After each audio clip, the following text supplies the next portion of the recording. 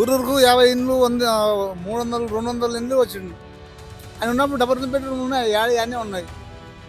కిందోడు చచ్చిపోతాడు, మీదోడు చచ్చిపోతాడు, పెళ్లి ఉంటుంది మధ్యలో. అంటే ఇంటింటికి తిరిగి సర్వే చేశారు కదా ఇల్లులు ఇస్తా అని చెప్పి, మీ ఊరికి రాలేదా? వచ్చినాయి, ఇప్పుడు వచ్చినాయి సపరేట్ ఇంత మన అల్లుడు వచ్చాడు ఉండాలి, కోడి పిల్లలు ఉండాలి అని చెప్పి కట్టిన ఒకటి మీద ఒకటి మీద మనిషి చచ్చిపోయి కింద పెళ్లి ఉంది, పెళ్లి అయిపోయి ఎలా అంటే ల్యాండ్ ఉన్న వాళ్ళకి 5 లక్షలు ఇస్తా అన్నారు, ల్యాండ్ లేని వాళ్ళకి ఇల్లు ఇస్తా అన్నారు. అన్నాడు. ఇస్తున్నాడు. ఇప్పుడు పనులు నడుస్తున్నాయి. ఊరూరుకు 100 200 300 దాకా ఇచ్చిండు. నడుస్తున్నాయి పనులు అయితే. అంటే ఆ ప్రభుత్వం ఎందుకు నచ్చలేదు? ఇది నచ్చిన వరకు నచ్చింది. ఏ పార్టీలో ఆ పార్టీకి మాట్లాడతారు, అది మామూలే. వాళ్ళంతా ఇల్లంతే. వాళ్ళేం సుఖం కాదు, వీళ్ళేం సుఖం కాదు.